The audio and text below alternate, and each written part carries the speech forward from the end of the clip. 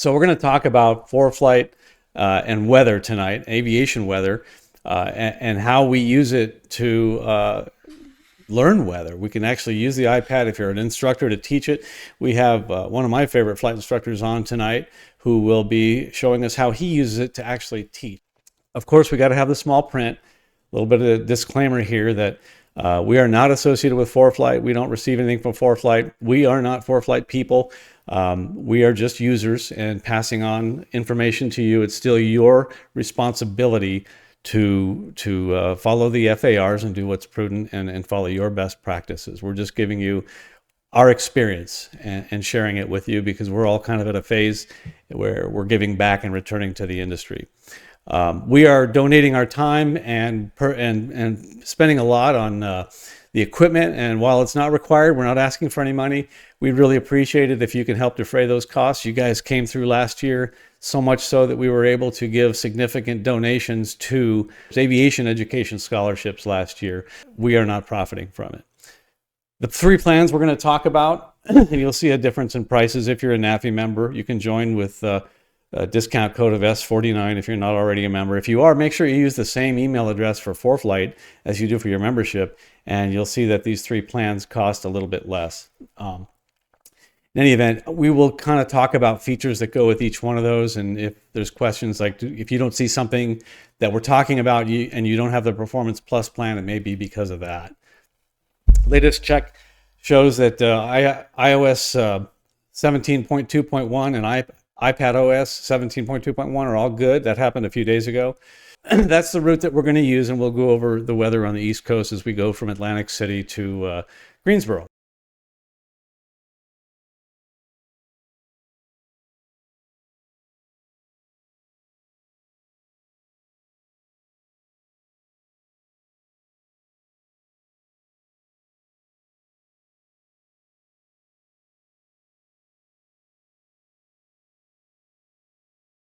There's not a whole lot new, but one thing, I got this message that said, recap 2023. View and share an interactive summary of your logged flights. I don't know how many of you have seen this yet, or if you got this notice, but if you spend any time on social media, you might see that people have posted their recaps from last year. What that is basically showing all the flights that you flew with ForeFlight on. You can go to the recap on the web and click on Recap 2023. But basically, this is what was posted. There were a lot of people doing a lot of flying, and I wanted to see my flying here. I didn't have all of it posted or logged into ForeFlight, and ForeFlight was a little apprehensive. I know some people there didn't want to do this, but it turned out being more popular, than their wildest dreams because everybody loves it. They love seeing this, and I think it's enticing a lot of people to begin using ForeFlight Logbook. I started digging into, I use it, but I dug into it a little bit more, and I realized that I can actually import the flying that I've already done. My airline flying, for example, I can download that and put it into ForeFlight Logbooks, and it'll create that map for me. Just go to the online version of ForeFlight, the web version. So go to plan at plan.foreflight.com, and then click on Logbook on the left side. Download the ForeFlight template. That's going to give you an Excel spreadsheet. Do not change the format of that or change the name of it. It needs to be a CSV, comma separated values file. So be sure you don't change the name of it and don't change the format, and anything that's labeled under the year 2023 will go into that recap of 2023, and you can still go back and see that. So I look forward to seeing that. Maybe by next month I'll have it done and I'll share it with you. After you get that finished, you drop it or click to browse into ForeFlight, and if it's successful import, you'll see your recap of 2023. I don't know what happens from this point, but when I get there, I'll share it with you next month. Jason Miller started a podcast of the finer points, and I remember listening to that before I even knew how to say YouTube.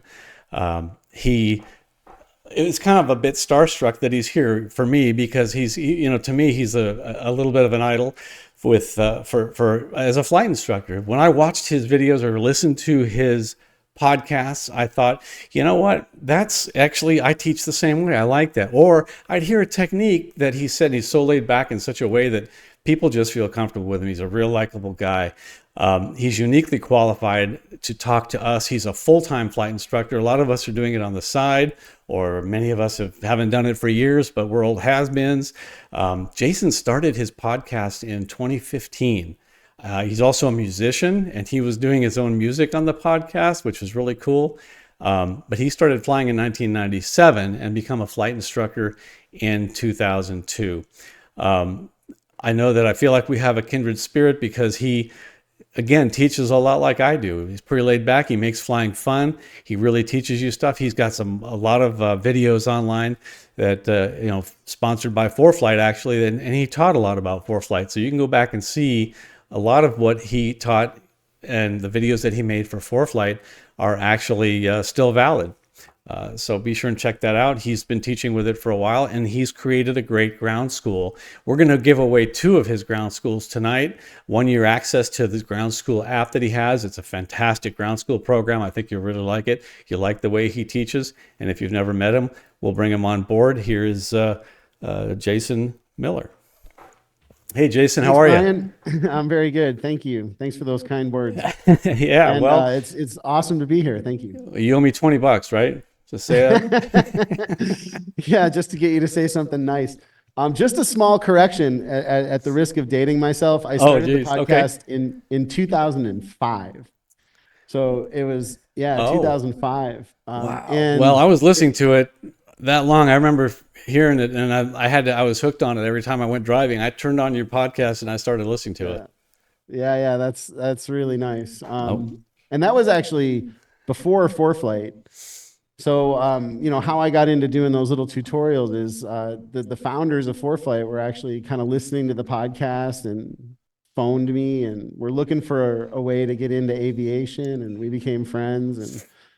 And then in 2007, they started ForeFlight, and it was just a nice, easy fit. It's been amazing watching this product grow. I'm so proud of them and what they've built, and everybody, the whole team at ForeFlight now. It's incredible. So you knew Tyson Ways?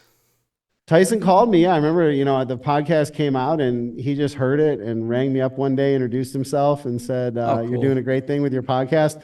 I don't know what I'm doing in aviation, but I want to be friends. That's very cool. Well, wasn't it just an app that just for getting weather on your iPhone? I mean, the iPad wasn't even out, I think, when ForeFlight came out. It was just an app to get airport weather. A great one. It's true. It was. And credit to those guys, Tyson and Jason and Adam and Krista, the whole core family over there. They were way ahead of the game. I remember they were building for the phone, and I remember Tyson saying at the time, screens are coming in a couple years, so we're just biding our time here with the phone until we can get to the... Could you imagine seeing that when you were learning to fly? An iPad? Like we had this paper sectional that had all my previous routes on it that I'd accidentally look at. No, I mean, we could talk about some of that tonight, because I think, it's so important with a product as powerful as ForeFlight is today. It's so important to bring the right mindset to it, as you know, right? I mean, it can do a lot of things for you, but that doesn't necessarily behoove us as pilots. What we want is this product working with us. Right. You want to use it as a tool and not a crutch. And you don't want it to be a heads down device, because I've heard of these. I think mid-air collisions went up when ForeFlight came out. I'm not blaming ForeFlight for that, and it may be just a coincidence, but something to think about. Glass. Yeah, for real. It's very distracting. And so well, on that point, I always hold it up. I like an iPad mini. And I also use the pivot case so that I can pick it up, hold it up, move it around. I have the same thing. A little different, but yeah. I have the pivot case. I like it because it's a quick snap on and removal. We'll show that later, because we're actually going to give one of those away next. Flyboys decided to donate another one to us to give away next month. So we'll be giving a pivot case and a suction cup mount away. I also have the leg mount where I can unclip it from the suction cup mount and just clip it to my leg really quickly. Exactly. Yeah. Do you have a little code with them that you promote? Anyway, we do, but I know you have one as well. Why don't you tell us, because I don't remember what mine is. Well, anyway, if anyone goes to buy a pivot case and you put in TFP, I think it is, you get a discount on the price. TFP? How do you spell that? Tango Foxtrot Papa. That was TFP. a backwards way of getting it spelling. That's cool. That's cool. There's also, I Yeah. think, on our website you'll see an affiliate code, but Jason has a TFP for a discount on the pivot case. I really like it, and I know I've seen you using it a long time, so that really proves that I've been through a lot of cases, as you probably have too. Yeah. Well, I think it's really to the point, to the core point of what I'm going to talk about in a moment or two, but just that very simple idea that you and I learned from pilots that came before us, right? The simple idea that if you needed to look at something, especially in instrument flying, but even in visual flying, if you needed to look at something, you hold it up and you really try to avoid putting your head down like this all the time, right? And Yeah, with paper, that's easy. Along comes this incredible product. And the yeah. first thing a lot of people do is stick it to their leg and a lot of this, Yeah, well, going please on. offer And any advice you have, that techniques that you give for not keeping your heads down too long, in addition to what I know you were going to present to us as well. yeah, we sort of stumbled into this one. But if people haven't seen the pivot case, it's a simple one click, it's a universal mount. And what Brian was saying is Yeah. it can be right here on your yoke. I can, with one hand, pick it up, pull it off, hold it up as though I'm like it's paper, move it around. If I want to, I can move it right down to my leg. It's the same mount. It's just one little push. So for Yeah. me, pivot works really well, and the iPad mini works quite well. It's plenty of screen real estate. Yeah, that's But I think cool. the main point is whatever people do with it, try to avoid that head down thing. But it's a perfect example of how we want to carry forward knowledge from yesterday, if you will, Yeah, exactly. into the cockpit of today, basically. That's true. And I know a lot of airlines and flight departments are using the pivot in the airliners, and the military is using it as well, from what I understand. Great. Yeah, Yeah. I refused to do it. Before that, I was literally just holding it, and I Yeah, had a I mean, good we're old not making a fashioned. sales pitch for them. We're not affiliated with them, but Right. as far as that, but I do No, like it, and a lot of people are always asking me, "What do you use?" Because they're going through all these yeah, cases like I did. yeah. It's true. Yeah. Well, But that's listen, not what I came here to talk about. yeah, I'll get out of your way, let you talk about how you use ForeFlight to teach with, and give us whatever you can offer. Sure. Yeah, I had a couple ideas. I think there's a couple things that I use ForeFlight, the ways that I use ForeFlight to teach. And I don't know how many CFIs we have here. I think it's probably a fair bit of CFIs with the NAFI thing. But in any case, even if you're not a CFI, this can help you. And as you guys heard up front, I've used ForeFlight for a long time, so I'm going to try to slow down and make sure that I tell you everything that I'm doing. All right, so one way is with weather. And when we learn weather, we look at images. By the way, what I did to get here was just click on the imagery tab on the bottom. And what I'm going to do is tap surface analysis chart so we can see a surface analysis chart. And we look at this, mass of symbols and letters and numbers. And I think as pilots, weather is, I still learn weather. Like when I sit down at night, I've been flying for more than 20 years. The aviation books that draw my eye are books of pilots that have flown through a lot of weather, old Dick Collins books or Ernie Gann or whatever. I just am excited about the challenges and this complex thing. But when I talk about weather, I think of it like chess, right? It's very simple in terms of its rules. There's basic rules that go together, but the interaction of all those simple things creates a complex environment, or can create a complex environment.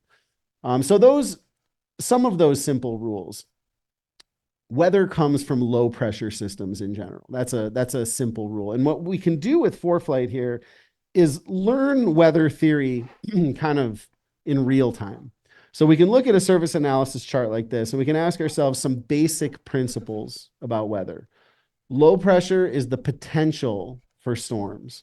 High pressure creates some interesting weather, like fog sometimes and reduced visibility sometimes, but it doesn't create big storms. So low pressure is the potential for storms to occur. So let's just remember that. There's two other ingredients in any real storm. You need some lifting effect. You need to start the air in an upward direction. And when we talk about instability, by the way, without going too deep into a weather lecture here, instability vertically. So a parcel of air that gets launched upward will have a tendency to continue upward. It won't settle back down to the earth as it does in high pressure, it'll continue to go upward in low pressure. And that's why we say low pressure is the potential for exciting stuff to happen. Now, if nothing lifts up into the air, well, who cares? So we need that lifting. I think of the lifting as the spark to the storm. So the low pressure is the potential, the lifting force is the spark, and the water is the fuel. All right, that's my basic understanding of rain showers, my basic understanding of radar returns of almost any kind on the moving maps we're all flying with. That's my basic understanding of the formulation of thunderstorms. And it can get, like I said, with chess, it can get more complex. Like when you start to look at the 500 millibar pressure level and you go, all the way up in the atmosphere as high as airliners can go, things start to stack on top of each other. But for the light airplane pilot flying in the lower atmosphere, and especially for pilots that are relatively new to this endeavor and they want to kind of understand weather, what you can do is take what we just said and try to look around the surface analysis chart and say, based on what we just said, where would we expect weather to occur? Like let's look, for example, at this area over here in Nevada, kind of where I am as it goes up into the Pacific Northwest here. This is high pressure all through the Great Basin here. And we've got high pressure in Nevada, high pressure up in Idaho, up in Washington. So that's not a whole lot of potential. That's not a whole lot of vertical instability.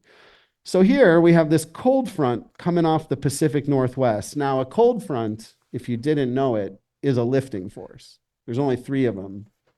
Either heat lifts the air, the cold front acts like an upside down snow shovel and lifts the air, or air gets blown up the side of terrain and it gets what we say orographically lifted. It gets lifted by the terrain. So in our little 3-part weather party here, we've got high pressure on shore.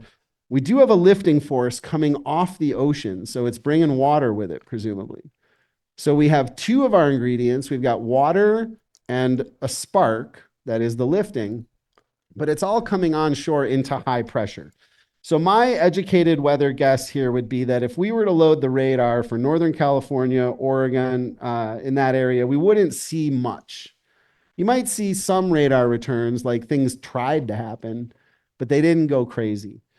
And then we can kind of contrast that with this giant thing. This just, fun night to do this tonight. Here's this big thing in the middle of Texas here. So low pressure, that's tons of potential. That is, things are vertically unstable. You throw a piece of air up into that atmosphere and it's going to keep going. And when it goes, it likely cools. And if there's water in it, when it cools, it condenses. And when it condenses, it releases heat, so it keeps going. And however much water you have, the amount of fuel you have in the gas tank, and the depth of that low, that'll determine the size of this storm once it gets lifted up. And so what do we really have here? We've got these low pressure, looks like a front kind of stalled out here, but it's low pressure, low pressure. We've got air flowing parallel to these isobars here coming in off the Gulf of Mexico. So it's like warm, watery air. And then this cold front here looks very suspect to me, but you've got all this frontal activity displacing the warmer air in front of it. And for anybody in the audience saying, Jason, low pressure spins counterclockwise, you're correct. So just imagine that low pressure system rotating counterclockwise, and you can see these 2 snow shovels here, these cold fronts, lifting and displacing all of that warm, wet air upward into an unstable atmosphere. This is going to be a place you don't want to fly. And so what we can do with ForeFlight is we can go over to the map, and this is something I do with students quite often, and we can kind of see what we just looked at by layering the surface analysis chart first over the moving map. So that's that picture we were just looking at on the imagery tab, laid over the United States as we see it. And then from there, we can kind of prove or disprove our theories. So here's the radar, the actual radar. And you can see that where we were looking here in northern, where we were looking here in Northern California and Oregon, we are not seeing significant precipitation. Maybe these are those things that we're trying to get started and couldn't really go anywhere. And here in the center of the country, we're seeing all of that stuff that we don't want to go fly through. So that's kind of a fun weather game. I always say when you're learning weather, you should learn your backyard first. Nobody in San Francisco should be able, should be in a position where they can't explain advection fog, for example. So you try to learn your backyard and take it slow because it's kind of like chess. There are very simple truths. And tomorrow, I challenge some of the audience, try this again tomorrow when things have moved. Go to the surface analysis chart, see if you can kind of guess at where those three weather ingredients come together and create radar returns or precipitation, and then check yourself on the moving map. Cool. So that's one way that I use ForeFlight with students around weather. I don't know if we want to take questions on that a little bit now. There was just a couple other things I wanted to show you guys. Mike, you getting a lot of questions, or maybe just send in your questions and we'll cover it at the end. Just a couple. David's asking, which version of ForeFlight are you using? Do you have the performance or the Pro? It's almost an embarrassing truth that I don't really know because they sponsor me. I'm guessing you probably have the performance version. But the next one, Christopher asked, how did you overlay the prog chart on the map? Can you go through that layer selector one more time? Sure. Yeah. Sorry. See, so that's me moving fast. So you guys know that when you're on the maps page, which is this down here on the bottom, you tap maps, then you go up here and you've got all these overlays. Some of the overlays are mutually exclusive. So you'll notice I have radar on the right side here. I have radar on, but if I go tap surface analysis, radar goes off immediately. Some of these are mutually exclusive because the color coding can be confusing. Not so much in this case, but like you can't load radar and terrain, for example. That would be confusing. But it's all up here on the right side. So what you see when I tap this thing in the top left, I don't know what they call it, a layer selector maybe or something. That's what I called it. Okay. On the left here, we have all the different, like if I'm flying IFR, I'd be flying on this chart. If I'm flying VFR, I'm flying on this chart. If I'm in Canada, I've got these loaded in from our from our Pacific Northwest trip. I don't use those too often. That kind of thing. And then on the right side, you've got things that you can lay on top of that, be it radar, or so many things, wind speeds. I mean, you can go crazy in here and talk about that in a minute, but yeah, a pro tip for you, by the way, Jason, if you tap the gear icon, the upper in the top there, scroll down to those settings, turn on multiple selections. Oh, really? That layer selector will stay there. No way, really? Oh, wow. So go back over your layer selector. That's beautiful. Let's try it. Yeah, it'll stay there until you tap out of it. So you can select multiple things. Yeah. What do you mean? So I can't lay two layers on top that were mutually. No, but you can lay multiple layers. But that menu stays there. You don't have to keep reselecting the menu until you tap on the map. Oh, I see. Got it. Okay. Okay. Somebody asked. Christina's asking, what's the difference between radar and radar classic?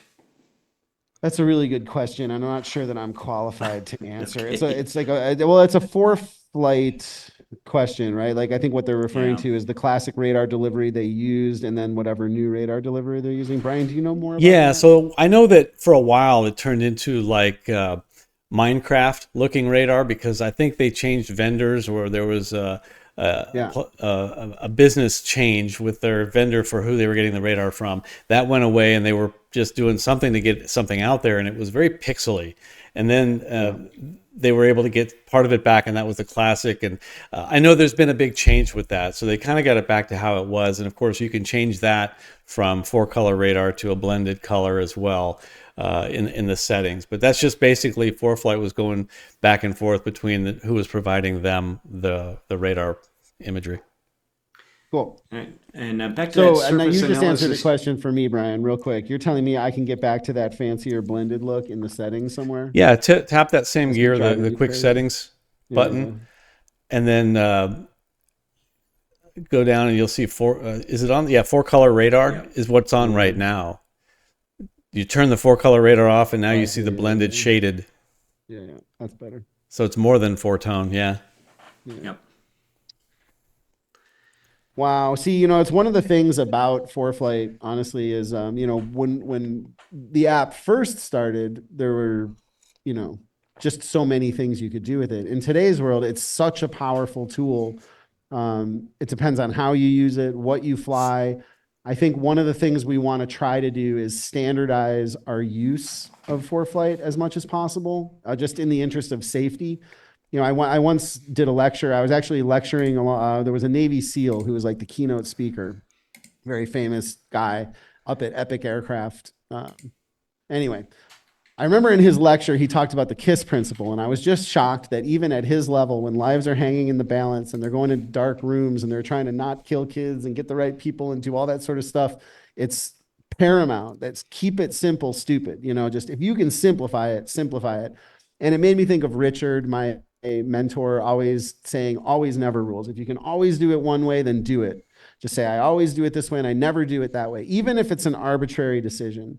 And so we want to try to bring some of that mindset to ForeFlight. And I'll just quickly give you, and then Brian, I have a timer here, but you just pull the plug on me whenever you need me to stop talking. But I use, for example, 91103 is a regulation that we all had to learn. It's regarding pre-flight action. And it essentially says the pilot in command has to know everything about a flight. But it also says, specifically, for flights not in the vicinity of the airport or under IFR, the pilot must, and then there's a list of things that you must do if it's not in the vicinity of an airport or if it's not under IFR. And so, you know, in the world of ForeFlight, I see a lot of people, I'll ask my students, hey, did you get the weather? And they'll come over here and they'll look at the METAR. Sorry, what I'm doing is I'm on the airport tab now. Did you guys see me go left on the airport tab? And you can look at any particular airport. So if I was meeting you tomorrow for a flight lesson, you might just come over here and say, wow, Jason, the weather looks good and the forecast is going to be good. And I think we're set to go. I call it kind of cherry picking. You know, people look at whatever they want to look at. I'm going flying IFR tomorrow, so I'm spending a lot of time looking at freezing levels and things like that, right? So you can just cherry pick ForeFlight all you want. You can zoom in on places, you can tap things, you can get interpolated weather, you can get all these different things. And this is just an example of what I'm talking about, but I give my students the license to do that if you're not leaving the airport area. So you use 91103 as a way to kind of standardize your approach to ForeFlight. If you are truly not leaving the airport area, if you're going down there to do touch and goes or whatever, that's fine. Just check 4 things: the current conditions, the forecast conditions, the TFRs, and the NOTAMs. That's it. And you're going to stay at that airport, you're good to go. But if you're leaving the airport area or flying under IFR, then I expect you to send a route to the flights tab, cherry pick all you want, but when you're done with that, get yourself a proper briefing inside of ForeFlight. And along those lines, one of the things that we can do is use the 3D view more or in a more ritualized way than we maybe have in the past. And if I just put in a little flight here, let me go to, I guess I'll go to Petaluma. That's pretty realistic. All right, so I just put in a simple route here that I fly all the time from San Carlos to Petaluma.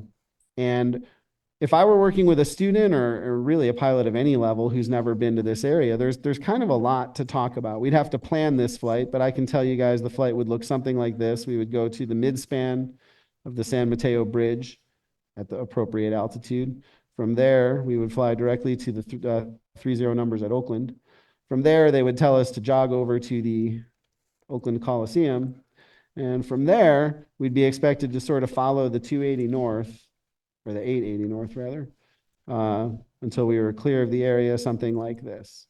Now look how fast I just did that, and that's my route. And I guess I'm good to go, right? I probably have a route log. Look at that. I'm going to burn 2.5 gallons right away, then 3.2 gallons, right? So it's all specific and laid out for me here. So where this conversation's kind of started when Brian handed me the mic was we need to kind of take the mentality of yesterday and bring forward the power of this incredible tool so that it adds to our flying and doesn't take anything away. Now, if we did not have ForeFlight, if we didn't, to do what we just did together, bending that line would probably take us a sectional chart, a terminal area chart, a chart supplement, plotter, an E6B, a navlog, a pencil in about 2 hours, maybe a little less if we were good, an hour and a half. And we would look very, very closely at it. We'd have the POH with us. We would check our time fuel distance to climb to make sure that we got the right climb gradient. We'd probably want to come up here and figure out some visual reference point on the ground to make sure that we did not clip the Bravo airspace here. So we would look real close at it if we could and try to figure out maybe 2 or 3 ways of knowing that's true. We would want to figure out where is the midspan. I happen to know it's 7 towers in from Hayward, but maybe we would count the towers on the thing or figure out a cross radial, but we would spend time looking at this, is my point. A lot of time. Because it doesn't inspire confidence the way ForeFlight does. Paper and the old school world did everything except inspire confidence, which is why you needed 2 or 3 or 4 ways to know if it's true. And you would spend 2 hours with your nose 2 inches off the chart to make sure you got it right. And so look at what we have today. We don't have to do that anymore. And we do have confidence today. We've got this powerful tool. However, we can't just draw that line, send it to the MFD, jump in the airplane, get to altitude, turn nav on the autopilot, and watch the thing go. I mean, that's what we absolutely have to avoid. So we have to try to bring that mindset. And with my students, I will first plan a couple flights on paper, specifically so that they can feel the intimate connection that results. Like, you can't look at this for 2 hours and then walk away not knowing almost everything there is to know about it. You can certainly bend that line and walk away knowing nothing about it. So one of the things that ForeFlight, so what we have to do is harness the power of this tool. First of all, looking at the way I could simply bend that line, but even more than that, using this aerial map as a way to basically do what I just said, keep your nose a few inches off the chart. You can come over here and put the sectional down, figure out where those references are. Okay, so right here under this waypoint, I'm looking for something. It looks like it's going to be right about there. I can even see what it looks like in real life, sort of real life, my aerial view when I leave San Carlos Airport. What little river do I want to be over? What is that going to look like? And even have your iPad fly the route. So if you guys drop the nav log down, you can hit this little globe. I don't know if I got my altitude right, but we can get out here and see, what does it look like? I told you 7 towers. Now you see what I mean. Oh, there's those towers. They run along the bridge. So 1, 2, 3, 4, 5, 6, 7. Perfect. We're over the midspan. What does it look like if I look to my right? The kind of scientific method. What does it look like if I look to my left? Oh, there's the city of San Francisco over there. So I should see that at my 10 o'clock position. And really use this to kind of walk through the flight that you're about to take. This is what it's going to look like when I'm over the 30 numbers. Kind of hard to see with the line right over it. But there might be airliners landing under me here. And as I go forward, they tell me to go to the Coliseum. What does that look like? There it is. It's that sort of white topped building right there. It looks like a circle. So this is just one example of how you can harness the power of ForeFlight to sort of keep a diligent mindset instead of letting the tool sort of fill gaps for you. I had another thing I brought to talk about, Brian, but I don't know if that's... Yeah, no, I just was going to say real quickly that because you can do that, you just showed us which plan you have. I think that's the Performance Plus offers that 3D viewing. So there may be, and I would mention that because there may be some people looking for that button and saying, I can't see it. Why can't I do that? And it might be because they don't have the Performance Plus plan. But I think what you're doing there is so huge, and it's a confidence builder for what's it going to look like. You look at that map and it's frightening. You look at this and it looks like, oh, it's not that mountainous. It looks doable. I know what to expect. But not only that, I'm a proponent of being prepared for takeoff planning and knowing what it looks like and is there somewhere to go. And that's a great tool for that too. 100%. Yeah. I mean, we didn't take that all the way through to the destination, but we talk about that overflight of the destination, especially if you've never been there, as a kind of reconnaissance mission. And if you can do that reconnaissance before you go, I mean, this is one of the most complex airspace routes that I've ever flown. There's a couple others in the country that are like this, but look at how easy you can make it. You can connect to visual things. I'll just show you guys one more thing real quick, and then I'll turn it back over. But for instrument students, and this is so close to my heart because we are just finishing now the instrument course in our ground school app. And one of the things that's different, if you haven't seen our app than maybe some other apps, is that there's a whole flying side to it. So there's, of course, the ground and the oral prep and the textbooks and all that sort of stuff. But there's the part where I actually give you flight lessons. And it's the part that I find to be the most fun. It's like if you were sitting in the plane with me, this is how we would do all the lessons. And One of the things for instrument pilots, actually the thing that I think is more important than anything else, is the ability to think and talk in front of the airplane. Let me see if I can find the route that I had. Yeah, there it is. So to be able to do it very methodically, I mean, we all hear you should be in front of the airplane, but there's a lot more to it than that. You know, early on as a double I would say that, like, get in front of the airplane, and I would have students in the run-up area telling me about, okay, you know, we're going to take off, and then we're going to intercept Victor 244, and then we're going to fly the ILS approach. And it's like, not that far ahead, right? Like not the whole flight ahead, just one step ahead, but one step ahead deeply. And so in this case, you can use that 3D mode to fly a flight. I'm going to slow it down off of 20 speed or whatever. Can I get back to the map? I guess I can't. All right, let me get back to that. Anyhow, you can fly that flight. Why is my view weird? Oh, because I turned away. All right. You can fly that flight and talk in front of the airplane. Where am I going? There it is. Okay, so when I get to salad intersection, what's going to happen? When I get to salad intersection, is there a turn? Is there a time? Is there a twist? Is my second radio going to twist? Where is that on the panel, right? So basically flying the instrument flight, even if you're stopping it and starting it, talking yourself in front of the airplane. Those of us who fly instruments know that it's kind of a mental game. It's like your eyes are covered and you really need to paint the picture of what's happening and what needs to be done in your mind, even if you have a moving map. Don't think you can't fall behind if you've got bunches of moving maps.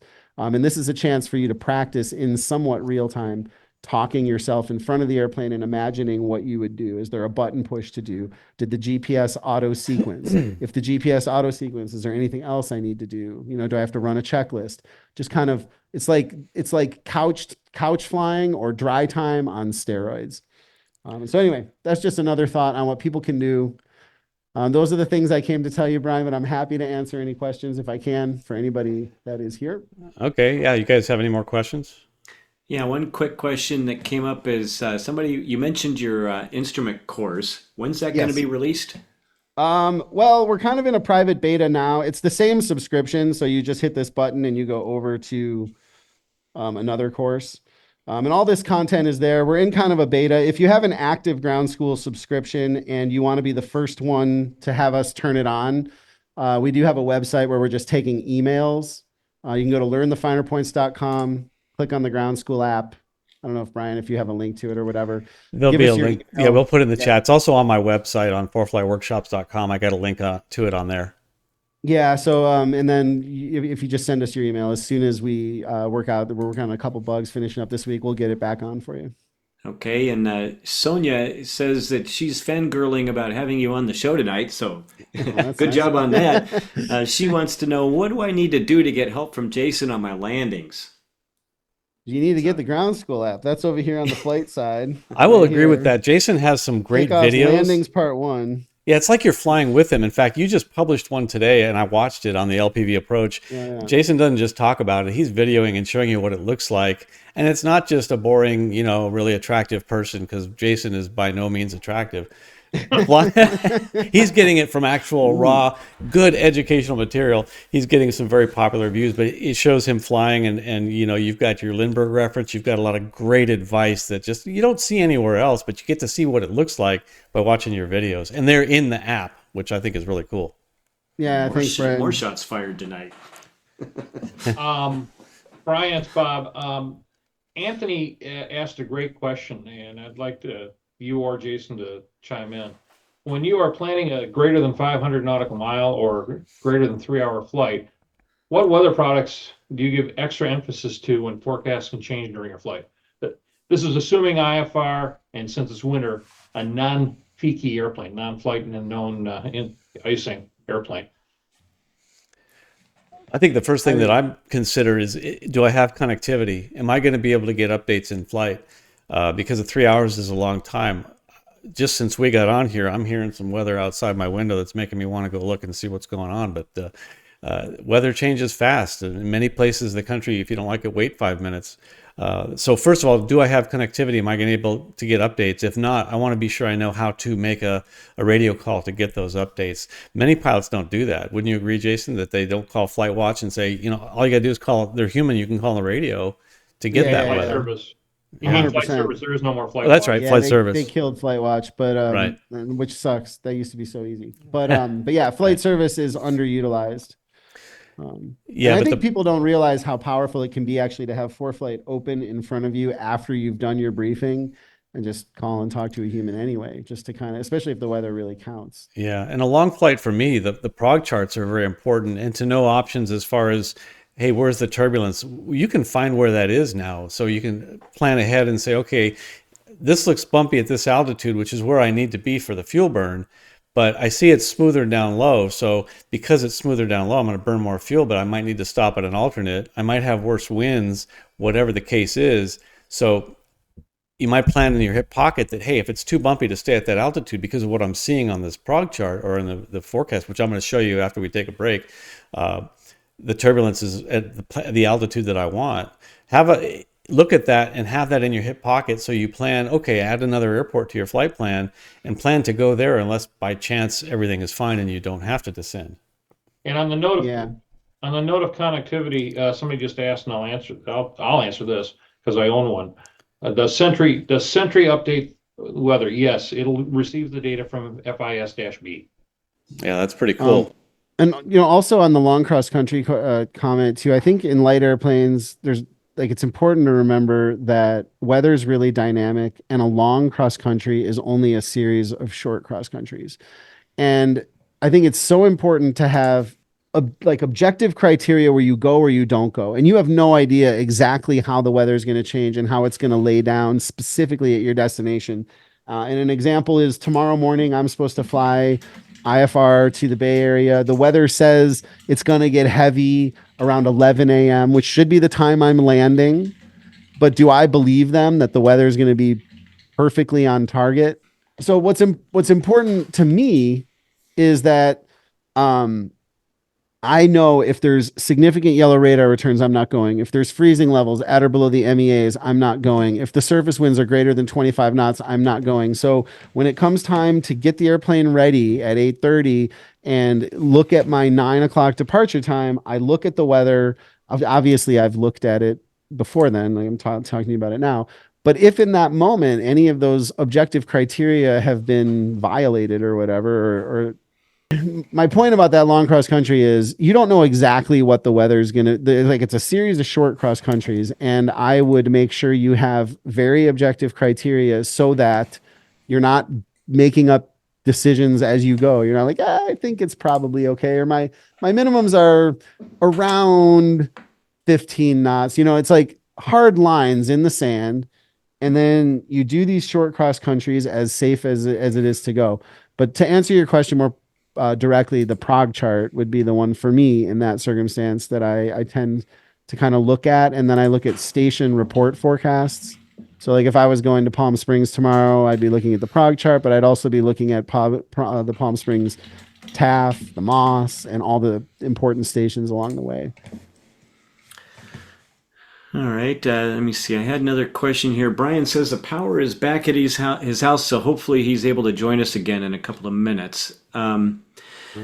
We had a couple of questions around the idea of the legality of the weather briefing. Brian touched on that in the intro portion, and I say legality with big giant air quotes around it. Mm-hmm. You want to talk about that a little bit, Jason?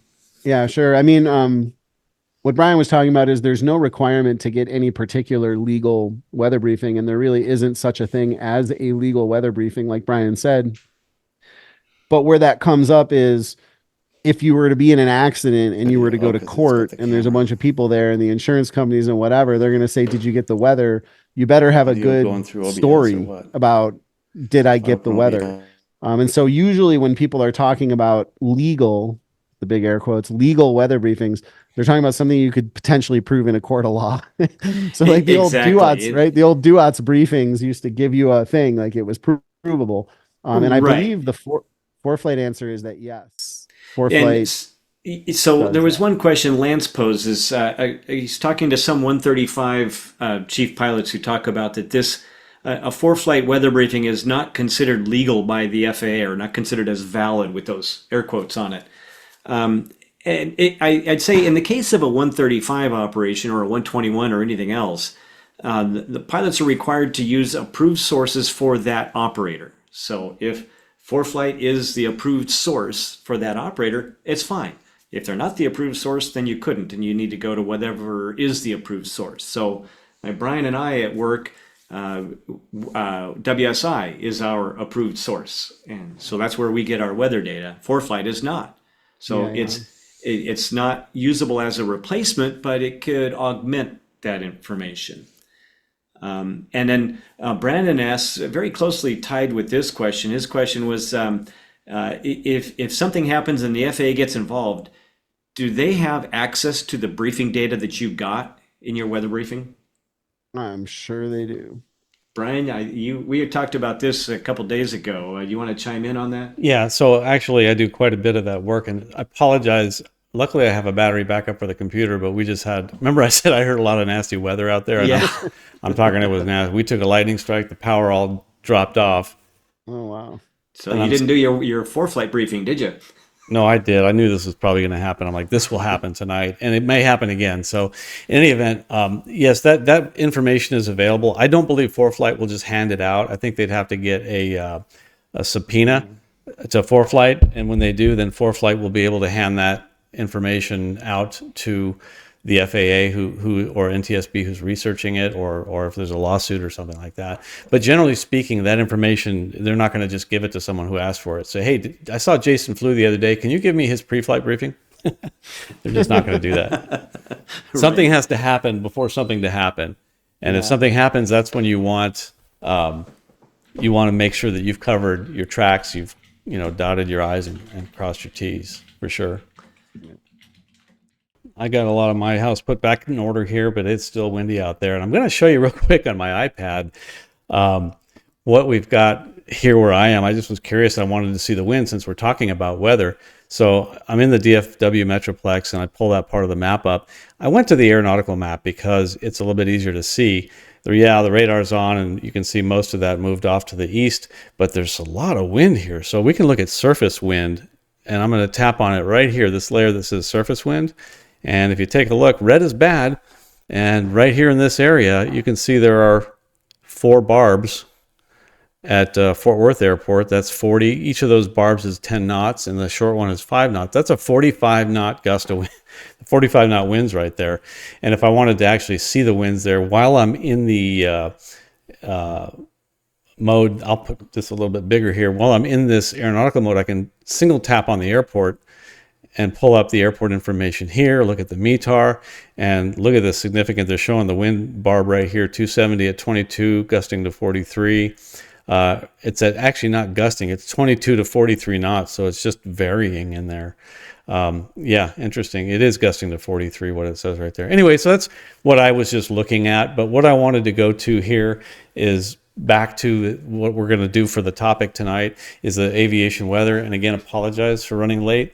We'll stop and do some giveaways here shortly, but let's get into a little bit of the weather. So right here is the surface analysis, one that I like to look at, and again, you can put that on top of the map in ForeFlight, but this is an imagery that you can pull up, and this was this morning, and the reason I pulled it up is because we had this weather coming at us, and you can see a low here, like Jason said, low and moisture coming up from the Gulf here. If we looked at the winds are doing this, and all that wind pumping air up from the Gulf. One of the rules of thumb that I teach my students is wind at your back, weather's to your left. And if you're armed with the information that weather in the U.S. pretty much goes from west coast to east coast, then if the wind is at your back and the weather's to your left, you know it's coming. And then once that frontal passes, once the cold front passes, that low pressure goes to your east. Well, now if it's spinning out there in this direction, I don't know if you can see my mouse, but if it's spinning out there in this direction, then if the wind is at my back while I'm right here in middle of Texas, then the weather is to my left. That means it's already passed. So that's just a rule of thumb I keep telling everybody. Wind at your back, weather's to your left. That's in the northern hemisphere only, just a little trick. But I also pulled up, in addition to the surface analysis here, and you can see it was issued at 10:20Z, which is 4:20 in the morning.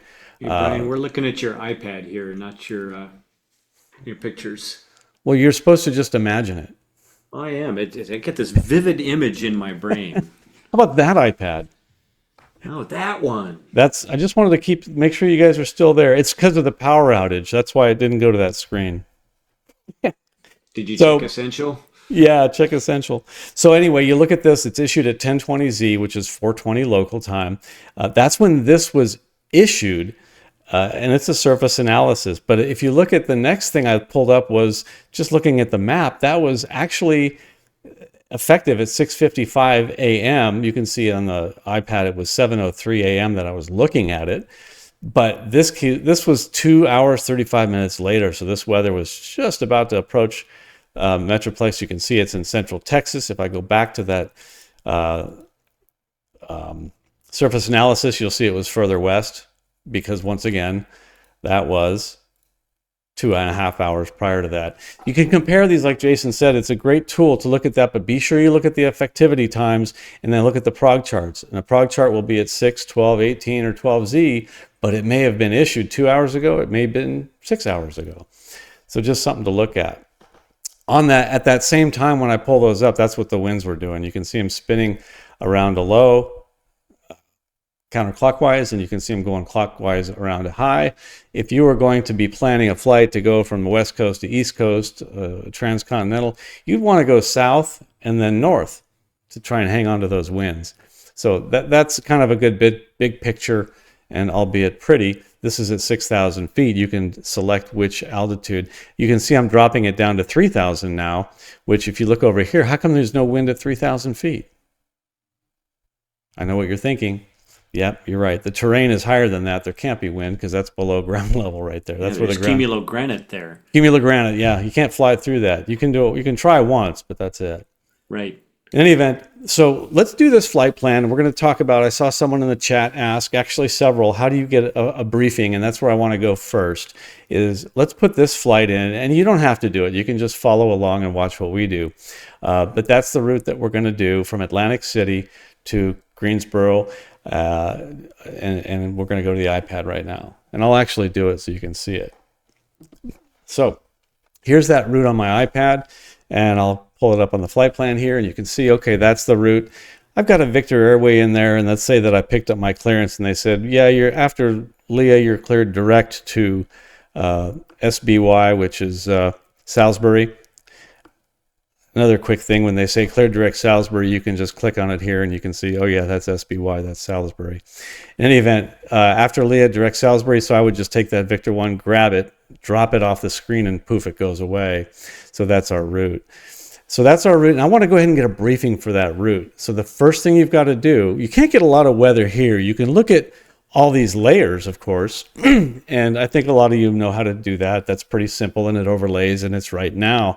But to get the weather briefing now, you need to send this flight to maps. I'm sorry, to flights.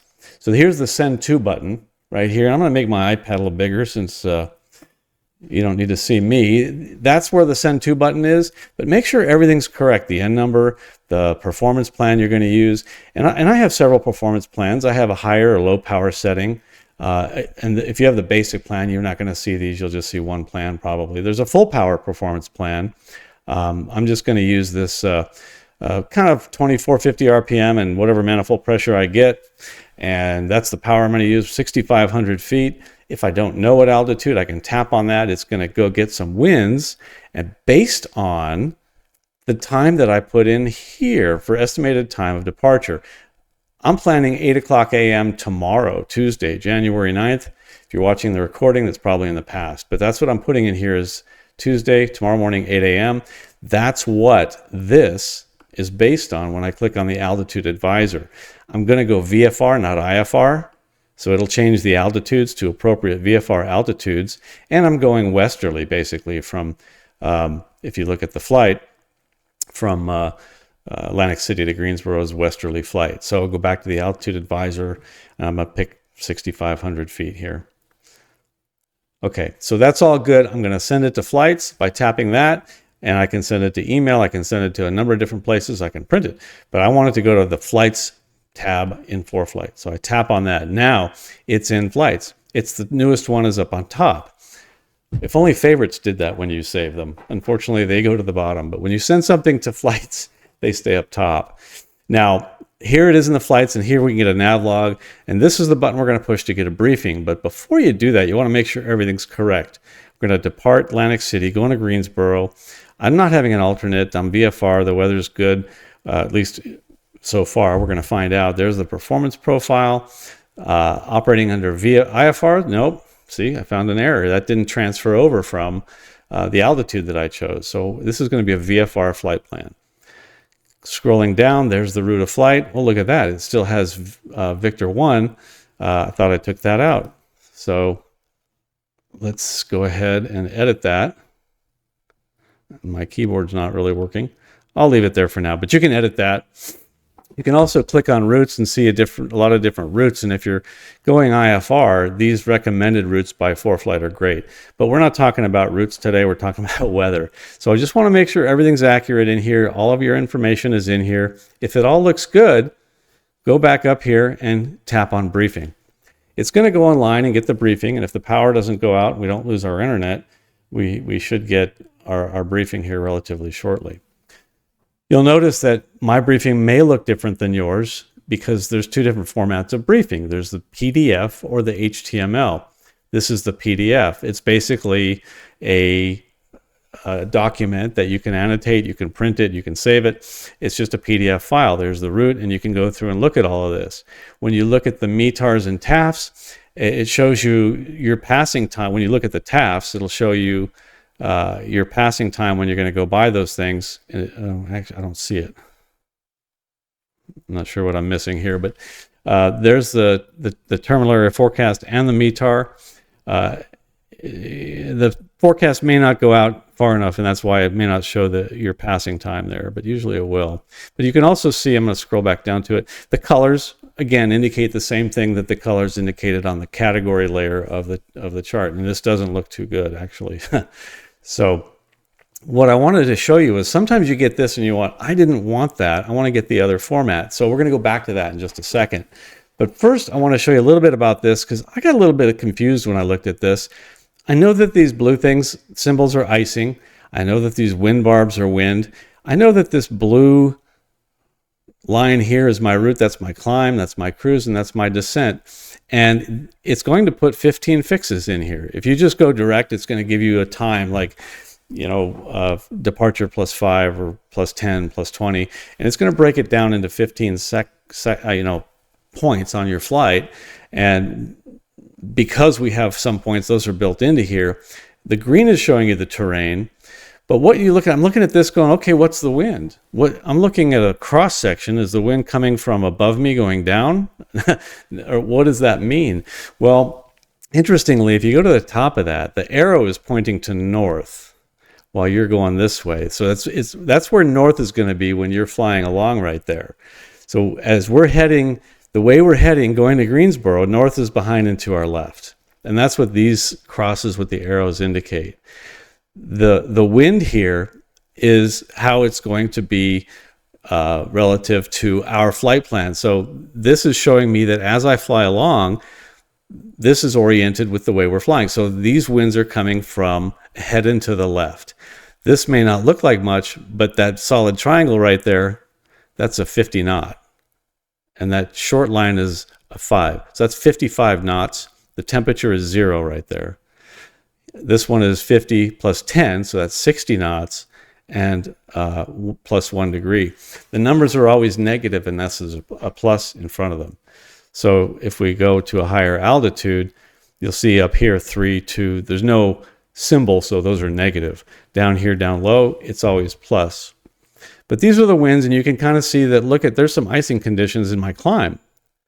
So this might help you decide, well, I'm going to stay down low and then I'm going to climb later so that I'm out of that icing condition. A lot of good things you can do here. It looks a little bit different And what you can't do from this point is you can't just go say, okay, I don't want the PDF, I want the HTML, because it steps me through all of the really good things that I like. And so I want to change this to an HTML. So to do that, you go to More, and then Settings, and then I just search. I don't go looking for anything. So I'm going to search for briefing, and there it is, briefing format. See, it's graphical PDF is selected, so I'm going to click on that, and then I'm going to click on graphical HTML. That's like a web format. It's kind of a pretty way you can click through. You can't annotate it, you can't print it, you can share it though. So I'll go back to settings, close it, and then I can hit briefing, but what's going to happen? Takes me right back to it. And I know a lot of you are saying, I tried doing that and I can't get the new briefing. The reason is there's nothing different. It needs something different to look at to give you a new briefing. So just go back and find your departure time, and change your takeoff time. Whoops, that's takeoff data. You want to change your departure time by just a few minutes. So we'll just make it 8:10 and then close it. Now, because there's a different time, it's going to force it to go get a new briefing. So now I tap briefing, boom, it's going to go get that new briefing because I changed something. You can change your altitude or the time or anything basically, and you'll be able to see what's there. In this briefing is laid out in a very logical format. Up here on the top left, you see a briefing summary basically about the flight. Altitude in this airplane, departing at this time, with that time en route, and there's the route of flight that it's planning. We have 24 unread sections. The orange dot is just like a red dot on your phone messages that you have some unread briefing items in there. Also, I think my iPad went to night mode, and I don't think I want it like that. So I'm going to go up, and I'm basically going to swipe down from this corner, and I'm going to tap and hold on the brightness selector, which is right here. If I just touch and hold it, I get this option here. It says True Tone on, Night Shift, Dark Mode off. I'm just going to select that. Now it's on, now it's off. Maybe I'll turn this True Tone off. It was doing, there we go. It was doing something to my color, but that's where you can get to that. Swipe back up and get back to ForeFlight. So you just walk through this. This is a list of everything that you haven't read yet.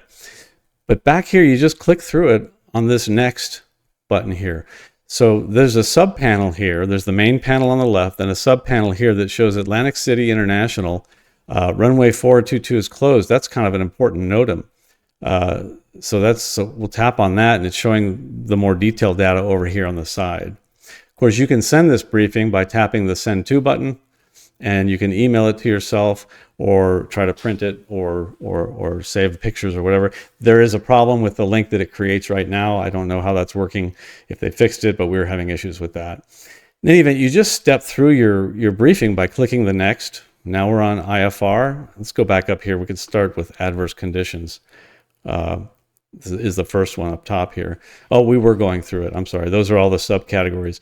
So next is IFR airmits. I don't care. I'm VFR. But anyway, you can step through all these. Mountain obscuration. Notice the maps that it shows you. It's showing a pink line for your route, and it's showing a red area for where that icing exists. Now, you think, oh, I can't pinch and zoom on that. Wouldn't that be nice? Well, you can, but first you just need to tap on it. Brings it up to full screen. Now you can pinch and zoom and look at the whole thing. You can take screenshots of it or save the image or whatever. When you're done with that, you can tap back to briefing and continue to go. You can see it's green and it says inactive during passing time. This is the passing time, and this is the effective time. Here again, here it says inactive during passing time. A little symbol for snowflake for icing. But here's the active time, and it's not going to affect us, is what this is telling us. So remember, again, green is good. So we'll go over here to the next layer, which is turbulence and low air emits. And there's one section, we've selected it, and it's low turbulence. This is where it is. Again, inactive during our passing time. Next is turbulence high. I'm not going that high. I don't care. This is valid above 18,000 feet. You can see here the base of 18,000. So I don't really care about that. I'll tap the next one. Next, the synopsis. is there's going to be low level wind shear in this area. Again, the valid time doesn't fall within our passing time. So that is good. If it did, this would be red or orange, depending on the severity. And you would see that it fell within that time. Next, we'll go to the synopsis, and there's a good overview. And again, your route is on here on the East Coast. This is a surface analysis for right now. Once again, you can't do anything till you click on it, and then you can look at it bigger. You can take screenshots of it as well. That's another way to save it. Back to briefing. Next is METARs. So these are getting METARs of all the airports. I believe this gets weather, and I know that I answered a question earlier, 30 miles, and you guys can correct me if I'm wrong. This looks like more than 30. I want to say it's 80 miles is where the briefing gets information, anything within 80 miles of your flight. So I don't know, we'll if somebody can look that up, but it's definitely some distance. You can see it's getting all these airports along your route of flight. And then next is PIREPs. PIREPs are very important because that's what's actually happening. It's your fellow pilots out there reporting. If you're out there flying and you experience something, give a PIREP. You're letting other pilots know, hey, this is what it's like out there. So this one is on the Charlotte 360 at 15 miles. Actually, if we tap on it, we can see where it is. It's right here. And this is the symbol for PIREPs. It's just an eye in a box. Back to the briefing, we can look at this. It's kind of an easy way to, at this time, at this flight level 340, and I don't think that's going to affect us at 6,500 feet, but it's a CRJ 900 reported turbulence, constant light turbulence. And you can click on this and you can see the raw text of the pilot report, where you may not really want to read that, but it's a good way to learn how to read that raw data, to look at the plain English and then look down here at the raw data. So next is cloud coverage for a VFR flight. That's very important. So I would probably open that up and look at it, and it looks like we're going to do pretty well on our route of flight. It'd be nice if it showed the line, but this is overcast with the tops at 41. With these high tops, I would want to know where the bases are, and it shows you when they're significant. Overcast 700. Overcast 1000, and so you can read this and see where the cloud layers are going to be. And every one of these has a legend at the bottom, so you can see how bad it's going to be. Brian, I have your answer for you. It's 25 miles on either side of the route and 50 miles within the departure and arrival airports. Oh, okay. That's not at all what I read. That's like the third answer that I've seen on that. But okay, no, it's some distance. And if you want to be sure to get an airport, that's what I was going to show you next. We're going to put a different route in there that includes a bunch of airports, and then it'll be sure to get those airports. Thanks for that. Next one is visibility, surface, winds, and precip. And I'm not going to go into this in great detail, but this is it. We could tap on it, look at it, and see. I don't see our route of flight drawn on here, and I thought we normally would, but at this point I don't. So it makes it kind of tough. This is just the whole northeast that it's showing, or east coast, central east coast, I guess. And then the TAFs. Here's our route of flight with TAFs, again, color-coded by category. This does not look like a very good VFR day. That's the forecast. You can look at it in, here's the time we're going to pass it. It's green because at the time we're going to pass it, it's okay. It's going to get worse after we land. And until we get down, and that's these airports. This is Atlantic City departing. This is MIV, Dover, and you can see as we pass over Dover, the time we're going to pass over it, according if we leave on time, is I can't quite zoom in on that, is 13:32. It's going to be marginal VFR, overcast at 3,000, and gusting to 25 knots. That might not be a good day to go VFR flying over there. You may or not be on top. SBY is going to look good, and down here we can keep looking at all these airports along our route, and then we look, oh, red is bad, pink is even worse than red, and you can see what the weather is at your passing time in this forecast. So it's really kind of handy to see it like that, because you don't have to do any calculations as to what time you're going to pass over at that point. So it highlights the forecast that's applicable to you, as you can see here. Next is the wind chart. Again, with your route on it, this shows you the winds. Where are these winds? This is 6,500 feet. The next one is the cross-section chart. And it interpolated to get those winds because, they report them at 3,000, 6,000. And the data that's out there now is just phenomenal. Again, this is the same cross-sectional chart that we looked at in the PDF format. And the icing severity is here because there's icing on it. If there's no icing on it, this legend wouldn't appear. Winds aloft table, this is the table you're accustomed to seeing, 6,500 feet. But now we can look at the different altitudes above us and below us and see how it compares. If you only want to see the altitudes within 4,000 feet, like I'm not going to go that far down, you can turn this off and it'll only show the altitudes within 4,000. It's already doing that right now, actually. And then departure, and then we get to NOTAMs. And you can see, as we read things, the orange dots go away. So I don't want to dismiss the importance of NOTAMs, but you need to be sure and look at them. But I'm going to click through these kind of quickly so that you can see what happens on the left bar, and the orange dots go away. And there's still something unread, 0 unread up here. So we've read through everything. We can click through, and we're starting over again. So now we've seen the whole briefing. Let's say we did that the night before, like it is right now. Before you leave that, Brian, I got a tidbit there. Go back to that briefing. Okay. Several people have pointed out there's that refresh button in the lower left corner of the screen. Yes. Tap that if you want to make sure you get a current briefing. Right, and that's what, yeah.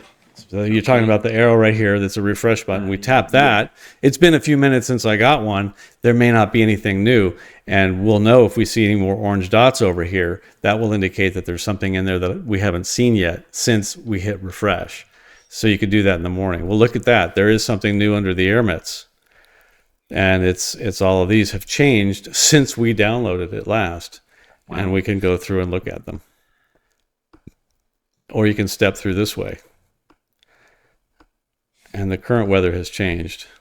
So the reason I'm stepping through them is because I want to show you what happens again after we see everything in that section. The orange dot for that section for the forecast will go away.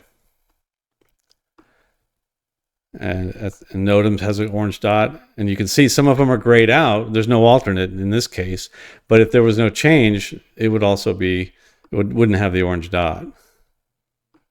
So let's drop that. Let's just hit next. I want to get through all these so that all our orange dots go away. We've 0 unread sections, and we've read all our NOTAMs. If I hit refresh again right now, we're likely not to see any more orange things pop up because we refreshed it only a minute ago. Or that will. I'm not quite sure why that happened, because my understanding is, when you want to be proven wrong, just do a webinar to a lot of people and try and show them something, and it'll prove you wrong every time. You guys know why we're getting these done? Never spoken. Yeah. So anyway, it's supposed, in my understanding, it's not supposed to show you an orange dot unless there was a change.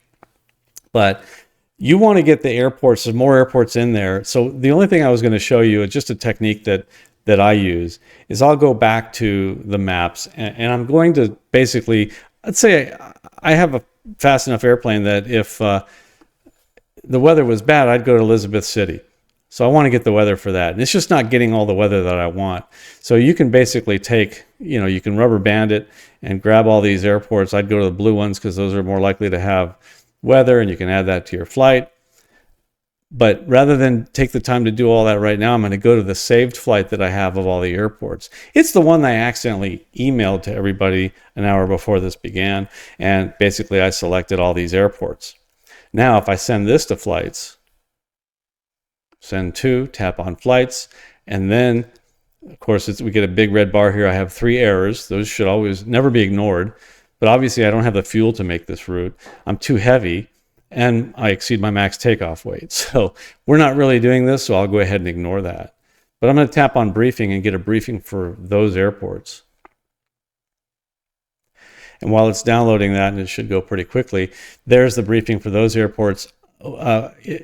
I would go look at it all if I wanted to, but I could just now send to and make an email and send that to somebody. And this link here should send it to you. You click that link and you can see that on the web, and you can save it. You can print it.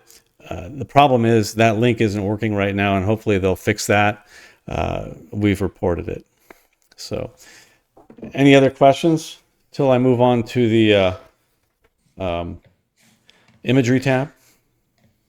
Yeah, we've been knocking them down in the Q&A, so Oh, good. think that were you going to look at the graphical PDF format at all, or just stick with that HTML? Well, I did the PDF first. I kind Okay. of breezed through it because I know we're late. I Okay. didn't go into great detail. Is there something on it you wanted to see? Because I showed how to get that after. You had to make a change to your flight plan to get the HTML after you've already gotten Right. the PDF. Yeah, we just had a couple of questions. People were looking at a briefing that looked substantially different from yours, so I assumed they were probably looking. Yeah, so they're looking at the PDF, which we showed a little earlier. When you watch it tomorrow live, you can rewind and you'll see. But the briefing format, so I'll go back to more, settings, and I just start typing the word briefing. And there's briefing format. Right now I have HTML, so it means it looks like a website. The PDF is just, as it is a portable document file, it's just a scan of a page. That's the format they're probably looking at. So I've selected that format, go back to settings, close it. If I just push new briefing, it doesn't get a new briefing. It shows me the HTML. This is what I was showing earlier. To force it to give you the new format, go back, change the departure time by just a couple minutes, and then hit briefing. And it's forcing it to go get that briefing. Now, the people who are looking at a briefing that's different are probably looking at this one. It's just a bunch of pages. And you can print it. And it's good. It's great. And some of the business plans force people to get that because they print that as part of their weather package. So if that's what it looks like, that's why, because you're looking at the PDF format of it. Hey, Brian, Yes. somebody asked on the vertical cross-section chart, which you were just on just a second ago, what's the yellow on the cross-section of the winds? The yellow is turbulence. Turbulence. See the level here? There's in the legend here, it shows the severity by color. Yep. And so I just wanted to bring that up because somebody asked it. And, so that's turbulence at 9,000 I wanted feet. that for everybody. Yeah. Right. So that's turbulence at 9,000 feet. If you saw it right here on your blue line, you might choose a different altitude. Right. Also, if you have the performance plan and you can click on profile and you can hit weather here, I'm going to get rid of airspace because I want to see the turbulence. I'm going to tap on that. Here's some turbulence we're going to go through actually. And it shows you the altitude. When I'm flying in the US, I tend to use the turbulence US. Yeah, I do too. This is the profile. Representation than the I see what you're global. saying. Yeah. Turbulence US, I see what you're talking about. And Little this is scarier. updated 2 hours, 10 minutes ago. It's not that current, but it's amazing how accurate this is. Absolutely. You can also pick a layer to see the turbulence on the chart. Again, you have the choice of turbulence, where is it here? Turbulence US or turbulence global. If you're just staying over the US, I recommend selecting US. Tap out of it. We'll close the route flight plan here.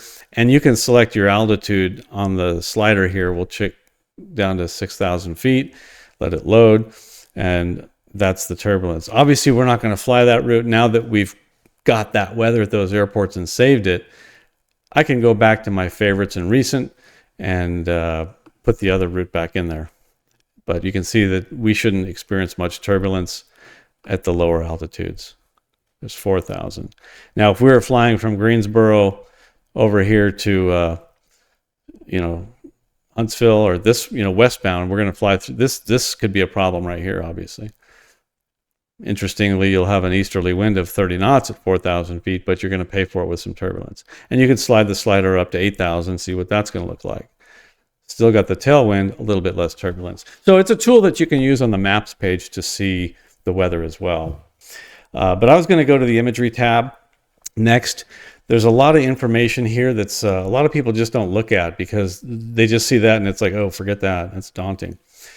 The prog charts we were looking at are on there. I was making sure I'm showing the right thing. The prog charts are on there. So these are the categories on the left side, and each one, there's a whole series of charts in there. So you can see that the prog charts, we see the latest surface analysis is there. That's the one we can also overlay on the map. Now the prog chart, like prognosis, if you ever go to the doctor and you say, what's my prognosis? That's how you remember what a prog chart is, what it's going to happen to me in the future. So prognosis is a forecast. How far out?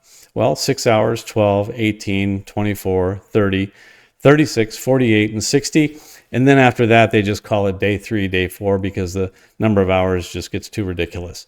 And the map does look a little bit different. But let's say we're leaving 12 hours from now, tomorrow morning. So I'm going to click on the 12-hour prog chart.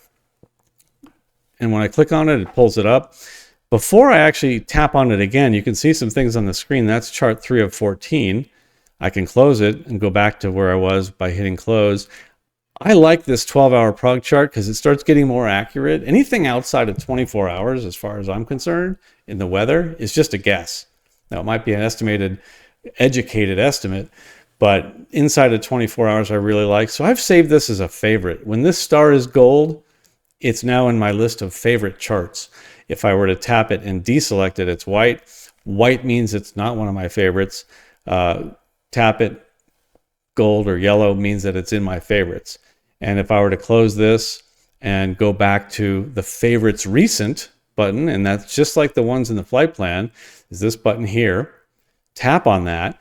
Well, what do you want, your favorites or your recents? Well, if I hit recents, it's going to show everything I've looked at recently. You can't sort that.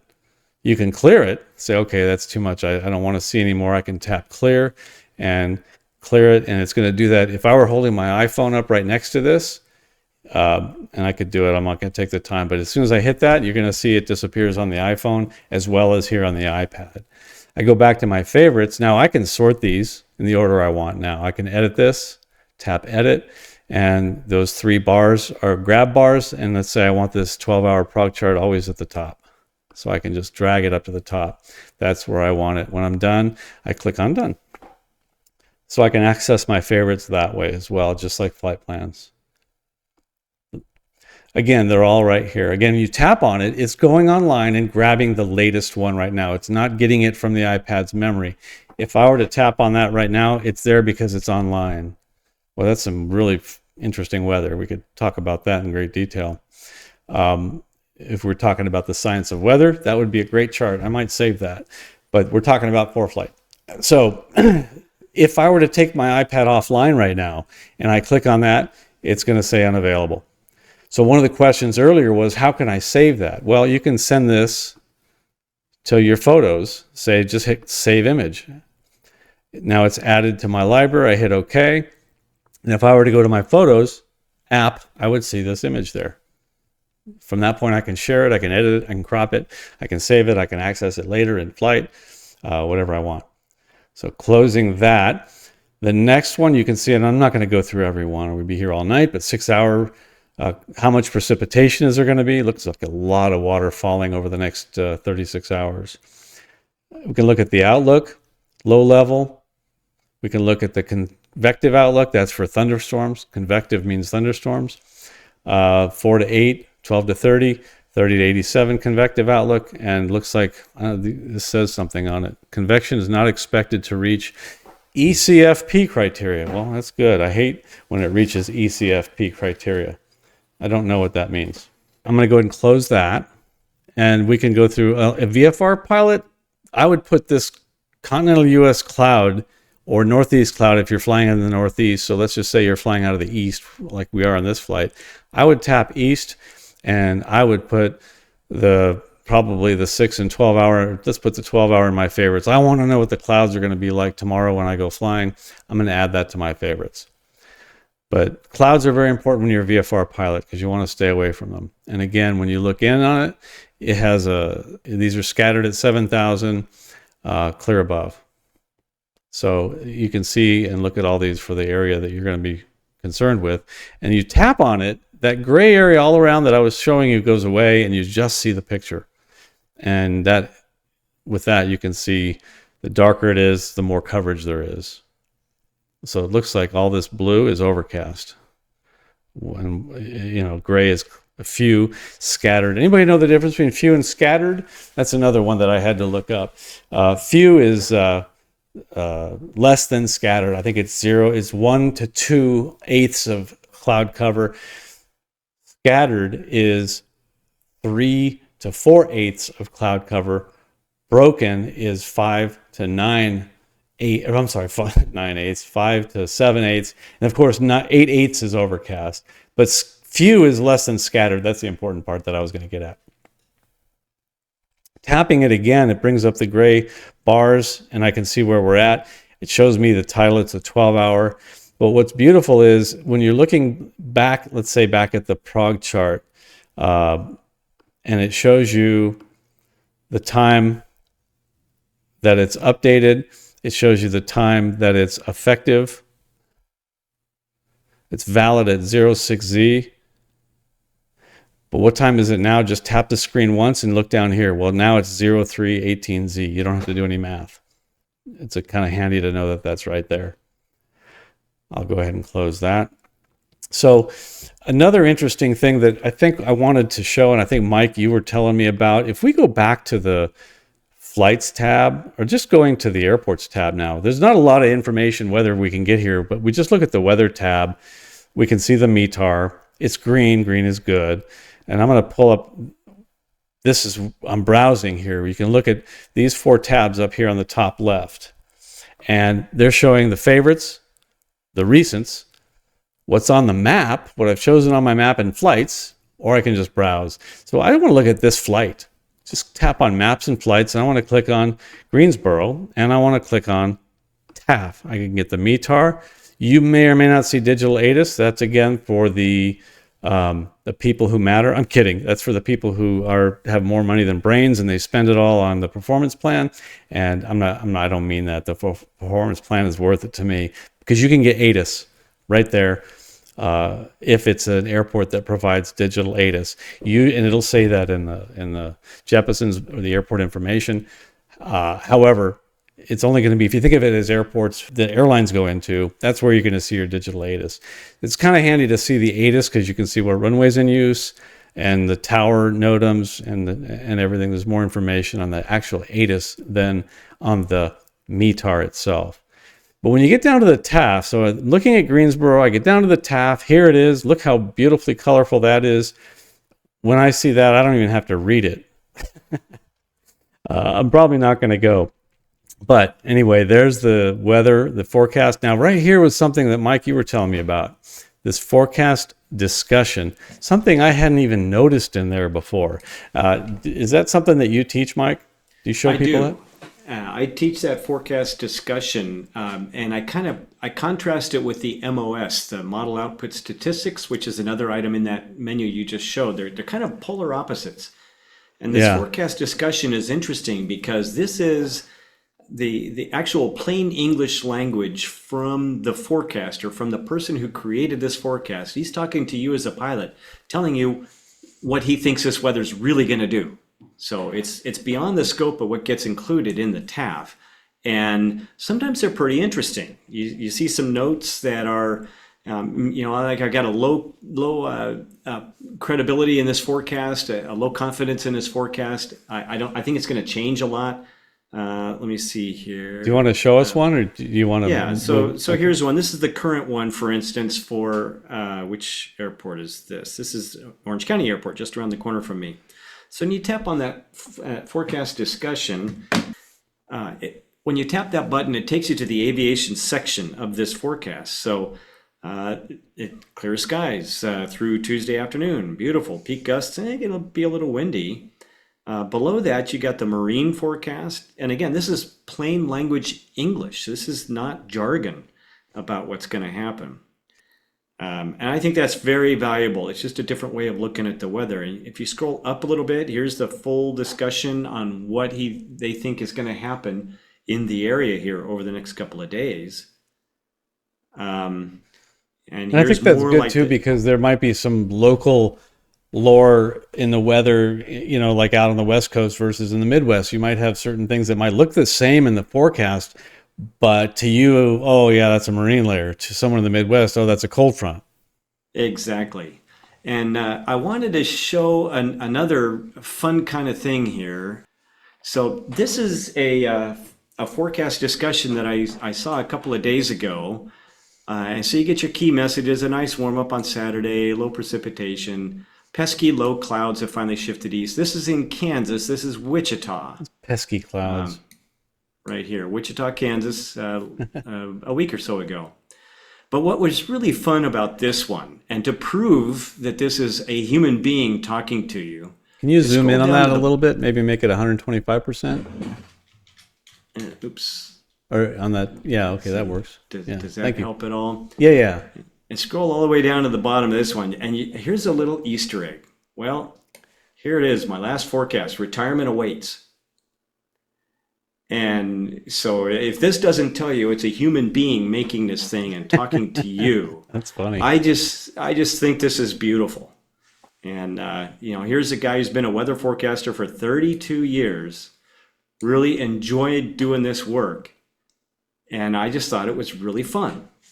So Yeah, that's one cool. of my favorite parts is go take a look at that forecast discussion sometime. Yeah, and in addition to those fun Easter eggs, you're going to see a little bit more information about the weather, kind of like the model output statistics you referred to.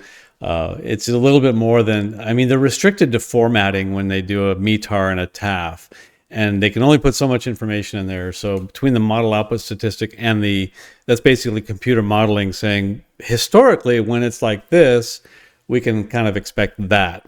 And then, of course, this forecast discussion is a human factor in the whole from the weathercaster, which can be invaluable. Exactly. Yeah, I just want to add to that. First of all, Mike, I saw this and I didn't capture it, and I thought it was so cool. So thanks for grabbing that. But it's statistically, there's a lot to be said for instinct or gut feelings. And that's what you're seeing as a meteorologist. Yeah, I know what the stats say. I know what the computers say. I know what the models say. But I also know what the air smells like right now. And Yes. it smells like rain. Yeah. And I will tell you, really good briefers, really good forecasters I'll be honest with you, a couple of times I think they've saved my life by just convincing me this ain't the day. Yeah, and we're kind of losing a lot of that experience. Yeah. Back in the day, there was an actual flight service station at Orange County Airport where I learned how to fly. VFR And not recommended. I'd stop in and talk to the briefer before a flight, or actually there was one in Bakersfield at the time too. I did my dual cross country up to Bakersfield. We stopped in and talked to the briefer. Yeah. Those days are gone. So Yeah. this is kind of the next best thing, I think. It is. It's cool. You can learn a lot from that, in addition to getting some in between meat on top of the skeleton that is the forecast.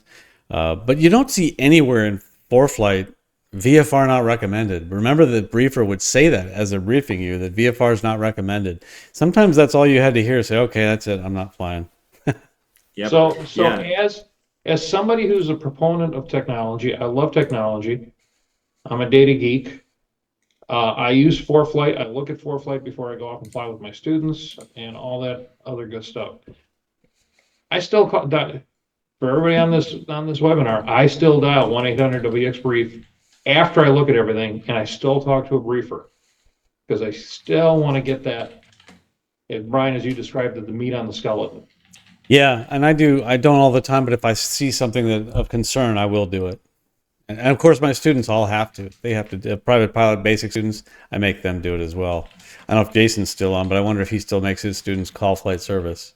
Yeah, no, I am, and I do, and even like I recently met an instrument student. I did not do her private, but she came out to do her instrument, and she had never called before ever. So I said, "Hey, let's just do it," and her mind was kind of blown, to the somebody just said, you use ForeFlight to get all that information in your mind. You've got a picture of it. It's like you're standing at the flight service station. You're holding this, and Yeah. they're talking in your ear. But I don't think a lot of pilots who haven't called don't realize how powerful that can be. Yeah. And it's amazing, you know, you look at it, everything looks good, and then when you hear a briefer go, It's that extra communication. yeah. Like, oh, the weather's like when I tell a friend or my wife, I say, oh, I like your haircut. If you can't see me rolling my eyes, it means an entirely different thing. So when you talk to a briefer and you kind of hear in their voice when things are going bad and maybe you shouldn't fly, you get more information, more communication that way. Before I get into the questions and comments, I want to discuss a little bit about an emergency that somebody had, and he posted his emergency on YouTube. I tried reaching out to him, and if you're on this presentation right now, please reach out, tell Mike or Bob and post, or James, post it in the Q&A. Let us know if you're on. I'd like to talk to you. This was a fantastic example of what ForeFlight can do and a great use of it. And of course, we're very glad that everything ended okay. But so I'm just going to play a few clips from the YouTube video. You can go find it online and watch the whole thing yourself. But so first thing was he smelled oil and had a little bit of a power drop. Hello, Good Tower, Skyhawk 65045. Declaring an emergency, got the smell of oil in my cockpit and the engine is reduced RPM, approximately 11 miles to the northwest. 11 miles to the northwest. Roger, say your number again, and then you declaring an emergency. Roger, declaring emergency 65045. I have full engine power right now, but I am smelling oil in the cockpit, so I'm hoping I can get to you. 045, Roger, continue inbound and just let me know which runway you'd like.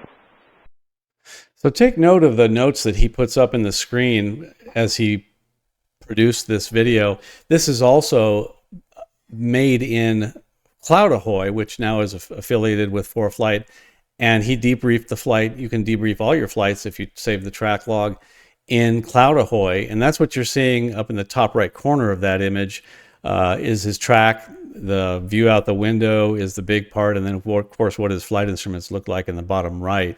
But take note of the notes that he puts up in the screen on the sky on the big part of the window. So the next thing that happened is ATC, once again, he did say he was declaring an emergency, but I'm guessing ATC missed that because they asked him. Here, watch. And you are declaring an emergency, or you're not? Let's hold off on the emergency for a while because then I know there's lots of paperwork for 045. So that was something that really caught my attention when he said, let's hold off on declaring the emergency because I know there's lots of paperwork. And while this has nothing to do with ForeFlight, it's worthy of discussing because I know a lot of pilots don't declare when they should. And I'm wondering, I think we have a poll I'd like to go ahead and put up there. You should never be afraid to do paperwork because when you declare an emergency, you're going to unleash so many tools from air traffic control, and they can help you. There's no reason not to declare an emergency when you have something wrong. And I think anytime you have engine trouble or a loss of a flight instrument IFR or anything wrong with your flight controls, please promise that you won't be afraid to declare an emergency because of paperwork. I've never had to do paperwork, and I've declared many emergencies. I know Mike declares an emergency before every takeoff. He flies. I'm kidding, but can't be too safe. Exactly. I fly my 182. I'm down to one engine right after takeoff. That's an emergency for you. Yeah. And so if you're needing something from ATC or you're worried something out of the ordinary, the AIM actually says you're supposed to declare an emergency before it turns into a distressful, urgent situation. Urgent, you declare an emergency. It should not be dire straits before you declare an emergency. That's what we're getting at. We could do a whole seminar on that, but you can end the poll on that. Have. Say again? And I have. Yeah. We'll end the poll. Looks like most of you agreed on that, but in any event, thank you for that. Just think about that. I just want you thinking about the only repercussion is that to be thankful you're alive enough to fill out paperwork, but the odds are there's going to be no paperwork. You're just going to get a lot more help from air traffic control, and they're going to appreciate your situation. Now, here's what happened in the rest of this situation. So he declared an emergency again when things got worse. I am declaring an emergency. We have 0 oil pressure. Engine is still running. So he lost oil pressure, and the engine's still running. So I'm guessing he had an oil leak or something, but in any event, here's what happens next. He uses ForeFlight and decides not to go to the airport because of the glide advisor. Don't think I'm going to make it, 045. 045, roger, you continue, just continue, and let me know. Watch his notes. Roger that. Engine RPM's down to 1500, getting a loud knocking now. Engine out, 045. 045, understand, keep me advised. Can't make the field. That highway looks damn busy down there. 045, just keep me advised of what you can do, whatever you can do, sir. Okay, I got a highway just to my left at about 11 o'clock. I'm going to set her down on that. Currently at 2,300 descending. Lined up on the highway for 045, looking good.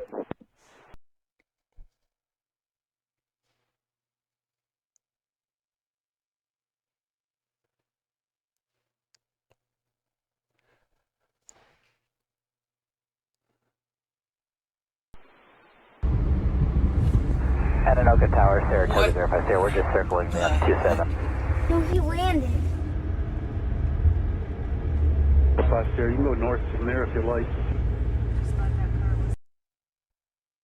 Down safely, 045. Down safely, 045. So you can see, those are the ones we don't hear about. We hear a lot of, that could have ended much differently.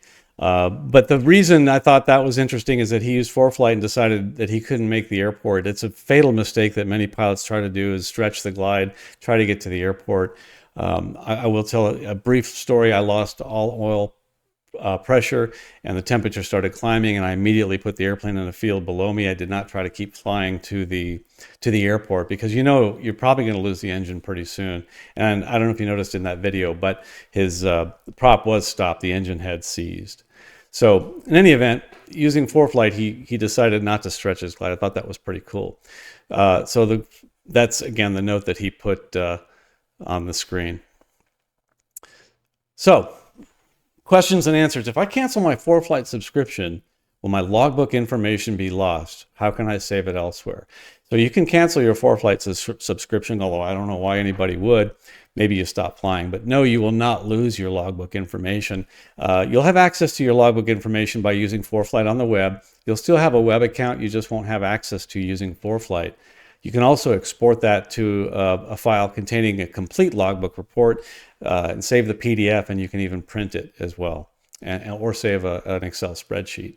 That would be on ForeFlight on the web, so you'd do that on plan.foreflight.com because the iPad app won't be working anymore. So you go to the website and just click on Logbook on the left side in the menu there. This is what it'll look like if you canceled your account. They give you an opportunity to renew, or you can export your logbook by clicking the green button. How can I view weather imagery when I'm not connected to the internet? Well, that's a good question, and it's something we're going to cover later, and I'm going to show you that you cannot get the imagery when you're not online. It needs a direct connection online to get that, because it's always getting the latest one, downloading immediately when you tap on one of those thumbnails. So the only way to get it is to be online, but you can save it. You can either take a screenshot of it, or save image into your images, because it's a picture basically that was just downloaded.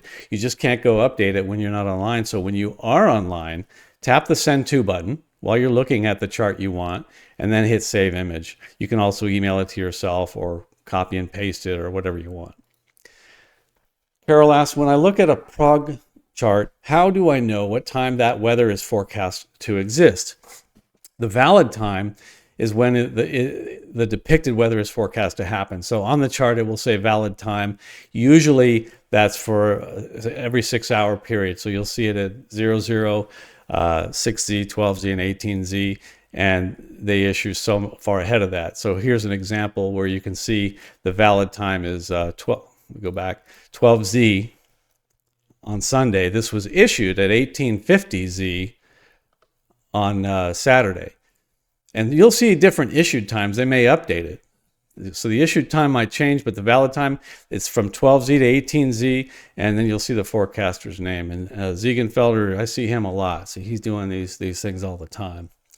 Frank said, what do the different colors specifically mean on the maps, airports views? I love it because it shows me where the airports are, and green is good and pink is bad. Like there's an example. You can look at the airport's view and see the dot colors there. It's a quick view of how the weather is overall, and you can kind of see where the bad weather is in the country. Pink is the worst. Green is good. But if you look at the manual, if you see a question mark or gray, it's unknown. Green is obviously VFR greater than 3,000 feet and 5 miles visibility. If blue is 1,000 to 3,000 feet ceiling and visibility between 3 and 5 miles, so it's coming down. And then red means it's IFR. So ceiling 500 to less than 1,000 feet or visibility 1 to 3 miles. And then, of course, pink is ceiling less than 500 feet or visibility less than a mile. I use these color coding for if it's not green, I don't go. Let's see. Also, I have one of those VFR maps with all the lights on it. That's pretty cool. It has the same color coding. Is it possible to save the airport 3D view for an airport for viewing later offline? Well, yes, if you pack for that airport, but it will only save the airports included as part of your route of flight. So we're going to do this as an exercise later, and I'm going to show you how you can get more of those saved before you log off, put the thing on airplane mode, or before you get offline, so you have these 3D views saved, among other things too. But packing is the main way. You can also view additional airports before your flight, obviously. And while ForeFlight stores data for up to 20 to 25 airports in its cache, there's no way to designate always available airports in the app memory, because once the cache fills up, the app's going to delete the data, starting with the oldest first.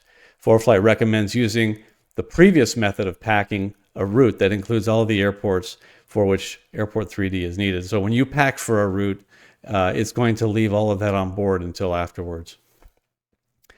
I'll show you on the iPad. So we were going to fly this flight from Atlantic City to Greensboro. And if I go to my iPad and I have this route in here, you can see that I've got that route already loaded up. And if I go to I'm sorry. I'm going to do this later. That'll be easier because this is kind of disrupting my flow. But we'll throw this in when I go to look at this flight and the flight plans and the weather on that well, after we pack. So we'll have to do a different flight plan and then pack. And those of you who may have read the email that went out an hour ago, it actually had the route that you need to save all of those airports, because we just planned a flight via airports and then packed, and it saved all of that. So in any event, we'll come back to that when we do that section. Another one, not a little bit weather related, but what does the Cross of Lorraine symbol next to a time listing in the airport facility directory mean? It indicates that during periods of daylight savings time, the effective hours will be 1 hour earlier than the time range published. In other words, they observe daylight savings time. Where the DST is not observed, you won't see that cross on the facility directory. Incidentally, I used to say the book formerly known as Airport Facility Directory, but it actually still is an airport facility directory. It just lives and lives within the chart supplement now. Dennis says, while flying, I noticed that the weather at a destination airport does not update unless my iPad is synced with my iPhone and the phone has reception. Is there something that I'm missing, or can you explain how the weather at a destination airport can be updated? I'm referring to the METAR weather on the airport section. So ForeFlight requires connectivity to update the METAR, obviously. This may be because the iPad doesn't have cellular capability, or it's not receiving a signal as well as your iPhone. Best thing is to have a cellular plan and use it, or if you don't, you can actually create a network with your cell phone and hook up to that wireless network from your iPad. Oops. Read that. It's been mentioned how it pays to have a cellular plan, so your iPad can open and close flight plans, etc. How tightly coupled the ForeFlight running on the iPad versus the cell phone. If they mirrored perfectly, you'd be able to use the cell connection on your iPhone to open and close the flight plans, finish packing, getting updates, etc. Can you touch on what the relationship is between the copy running on your iPad and the copy running on your phone? That's an excellent question, because you can rely on certain things, but other things you can't. So the answer to that is that for the iPhone and iPad to synchronize, they both need to be connected to the internet. So you would still need the iPad to have cellular capability to synchronize. In flight, without any kind of connectivity, it's not going to synchronize.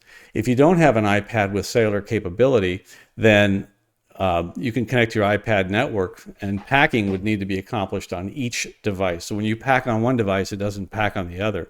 What does sync are the recent and favorite routes, airports, imagery, and user waypoints. And you need to make sure that you have that turned on to have it synchronized. So you need to go to More and Settings, and then under Preferences, you'll turn on Sync Data to and from device. And in the settings, it looks like that. Sync data to and from device, and that way, if you do something on one, it will happen on the other. Packing won't transfer. Data you transfer, it won't transfer. Documents don't transfer. Just the flight planning, favorite airports, favorite routes, and flight plans will transfer the favorites as well, and recents. Oh, the question from Brian S. He's got a particular name. How do you determine sunrise and sunset times for airports? Well, that's pretty easy. ForeFlight does it for you. They're automatically performed for each airport using an algorithm, and it calculates within the app and applies to each airport according to its longitude, proximity. And you'll see, if you look at an airport west, same time zone, east and west of each other, you'll see different times in there. But you can look at the airport page under the airports and see that sunset and sunrise for the purposes of logging nighttime. And you also know that the definition of night, we have 3 different definitions of night. I'm not going to go over that now, but the one that ForeFlight gives you is actually sunset. It is not civil twilight, nor is it the 30 minutes after, or 1 hour before, 1 hour after. And that's what I just said. So another ForeFlight.com Q&A. How do various data types update in ForeFlight, like the weather, NOTAMs, TFRs, when it's connected to the internet? Well, I like this one because I think it's important to understand how often these things update, the refresh rate of all of these things. So every 3 minutes, this list of items will update. The weather station, the METARs, the wind, surface wind, temperature, dew point, all that. Every 1 minute within the top of the hour, it will do it. Otherwise, every 3 minutes. Weather markers for the map, wind to loft markers for the map, and wind temps and wind speeds on the map. That's the pretty moving barbs that move on the colorful ones that move on the map. You have the times in there, and it's good to know that, like the winds aloft every 10 minutes. That's pretty often, but it's not live. It doesn't happen instantly every few seconds or so. TFRs every 10 minutes. So maybe it'd be smart to check that within 10 minutes of takeoff to make sure there's nothing near you. Fuel prices every hour, and of course, NOTAMs every 10 minutes. Wayne says, where does ForeFlight obtain the information for the METARs? Well, it gets it from the National Weather Service. If you have a military flight bag, it gets it from the U.S. Air Force 557 Weather Wing. I would like to compare one of these days. We'll have somebody have who has the military flight bag, compare it to somebody with a civilian ForeFlight subscription and see how those forecasts compare. That would be kind of fun to do. Other weather stations are not a part of the National Weather Service, utilize a Belfort instrument or Potomac Aviation. I just recently learned about those. Don't know why you'd care, but that's where it gets it from. What is the legality of the weather briefing for Part 91 operations? And I bring that up because it's frequently asked, and really there is no such thing as a legal weather briefing. You just have to get weather. What's legal is we have 91-103. We're supposed to become familiar with all information that's available. Well, unfortunately, there's so much available now compared to what was available to us 20, 30 years ago. But we need to be familiar with all of that information. But in this case, we're talking about weather and NOTAMs. ForeFlight's information is a valid and legal source of obtaining that. I shouldn't say legal because there's no legal, but the proof that you got it is what's important. If something happens, something's going to happen. If nothing happens, nothing's going to happen. But you want to have proof that you got it. And if you download a briefing, that's going to make an official record that you obtained weather and NOTAMs. If you just tap on the weather or look at it on the iPad, there's no record of it. And ForeFlight does store that for up to 120 days once you get a briefing. Also, there's a good advisory circular out now It's been out for a couple years, I think, on Pilot's Guide to a Complete Pre-Flight Briefing, and there's a lot of great information in that as well. We'll put a link to that on the website, and the guys may put a link to that in the chat as well. Advisory Circular 91-92. Okay. And you might think, wow, there's a lot of questions here. Well, this is just a fraction of the ones we've been getting. We try to answer a lot of them email, but we're going to get some of them online here too. So another follow-up question, does ForeFlight keep a record of my pre-flight briefing? Yes, when you tap the briefing button, again, like I said, there's going to be a record kept for up to 120 days and proof that you actually got a weather briefing. Why is this important? If you have to declare an emergency and go into restricted airspace because there was unforecast weather, then here's the proof that it was unforecast. Hey, look, here's the briefing I looked at. Those clouds were not supposed to be there, and here, lo and behold, they are. And I had to declare an emergency and go into those clouds.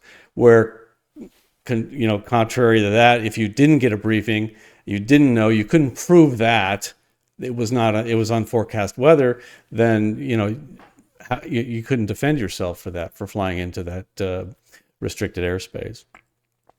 Again, a briefing record will be created if you initiate the pre-flight briefing by tapping the briefing button at the top of the flight's view. That's the only way. Viewing weather information anywhere other than the briefing will not leave an online permanent digital record. John says, how can I print a weather briefing? Well, you can print a PDF version. You cannot print the HTML. But you'd go to More, Settings, Briefing Format, and select the graphical PDF. These are the two different kinds. The classic text is no longer available, so it's HTML or PDF. In the PDF, you can save it. You can send it to a printer and print it. You can save the HTML. We've been having trouble with that recently, so if you try that, recently you might have noticed it's a little bit difficult. We've let ForeFlight know that there's a little bit of a bug in there, but you can always take screenshots as well. You can tap Send To icon at the top right corner of the briefing and select Print. Both Michelle and Mike wrote in, they said, does ForeFlight remind me to close my flight plan, my VFR flight plan? And some of you already know this because you've probably seen it, but yes, it does. It'll send a push notification as long as you have notifications turned on, mind you. If you haven't seen this, you may go to the settings and turn that on. I would not mind ForeFlight reminding me 20 minutes after my ETA, which is your departure time plus the time en route that you filed. So if you filed a noon departure, you open the flight plan at noon and you filed for 2 hours and 15 minutes en route, then 2 hours and 35 minutes after, you're going to get a push notification to remind you to close your flight plan. And yes, I see that there's a space missing between plan and 20, because I know some of you are proofreading every one of my slides, but believe me, I made these hastily. And the motto that I live by, I have 2 speeds, slow and screw up. This is again a testament to that. I typed this pretty quickly. Once again, if you still haven't closed your flight plan 30 minutes after your calculated ETA, then the ForeFlight will enter, your flight will enter an overdue status, and ForeFlight will actually send another push notification to your devices reminding you to close your flight plan immediately. How far away from my route does flight plan briefing cover? That's a good question. What information? If you get a briefing, how far away from your route are you going to get information? The answer is a 30 nautical mile corridor around your proposed route of flight. So you'll get all, if you imagine a 30 mile wide corridor, so 15 miles left and right of your route of flight, any airport in there you're going to get the information for, weather and NOTAMs. Online, I saw this on our ForeFlight Workshops group on Facebook. He said, a question for the next video session. If I download PDFs from the FAA or ForeFlight, such as the FAR or AIM or other resource material, I use the annotation tool to make notes and highlights. I get this question a lot. When these reference materials are updated, do they automatically load into my binder if I have previously downloaded? Do the annotation marks removed when files are updated or reloaded? Thank you. And I saw that Mike answered this one. So PDFs you download are not automatically updated in ForeFlight. It's different from the official documents from ForeFlight, like the charts and plates. He says, for instance, which are updated when new revisions come out. And unfortunately, the annotations, notes, and bookmarks do not move to their new locations in the updated materials. It's probably hard to do logistically speaking because they can't manage all that. It's in the PDFs that you download are just that. They're like a scan of the page. I believe that it's coming when we get to digital, not scan of a page, but we get to digital documents. We're going to see more of that. So Mark B says, when the MEA changes along an airway that I'm flying, when am I supposed to begin a climb to the higher MEA? So this is an IFR question, but those of you working on your instrument rating or can pay attention to this, or if you're strictly VFR, you can take a sip of coffee or something now. Go check the score in the football game. But FARs say that you shall begin after passing the point beyond which that minimum altitude applies. So as soon as you get to the fix, after which that, let's say you're hit after the VOR, you're supposed to go up 2,000 feet. You start the climb at the VOR. What a lot of people aren't aware of is that you are required to maintain a certain climb gradient, and I believe it's 200 feet for every nautical mile. We'll have to confirm that. But also, if obstructions require an earlier climb than beginning it right at that fix, then there will be a minimum crossing altitude published. In other words, you need to be at a certain altitude before you cross that fix, and you need to climb so as to cross it at that altitude. IFR with ForeFlight, we're going to try and get to that soon. I think it'd be a very popular class. We all love teaching instruments, and there's so much to it. A lot of the rules and gamesmanship involved with flying IFR and working with air traffic control. So just stand by for that to come soon. If you have any more, please feel free to email us. Just be patient. I'm answering some questions we got back in July, but in any event, feel free to email us. You'll get an automatic response saying, please be patient. We'll get to you as soon as we can. We get a lot of emails and we're doing our best to answer them. And we don't want to just answer them willy-nilly. If we don't know the answers, we might be taking our time to get that. So what's new in ForeFlight? Wow, we're lucky. You can go to our website. We have a lot of stuff on ForeFlightWorkshops.com, and I'm constantly updating that. It doesn't even look like that. But also, please be sure to send it in to us. If you're watching the recording, there's probably going to be a QR code, or you can go to socialflight.com and click on the FAA courses and get wings credit that way and take the quizzes. Super big thanks to Social Flight for that. So all the people who are successful online seem to have a tagline. Even Jason has one. Fly best, be good. Be safe and fly your best. Be safe and fly your best. Yeah. So I figured my tagline is, and you can let me know what you think of this, is from what I'm going to say from now on, because everybody's got a really cool one. All the cool ones are taken. But one thing I like, and this came from my interview when I was hired at the airlines, I was asked what this meant, and I really liked it ever since, and that is that the most important wings on the airplane are on the pilot. I think I'm going to use that one. I like it. Thank you for joining us, and I guess I'll go ahead and use it. We'll see you next time, but remember, the most important wings on the airplane are on the pilot.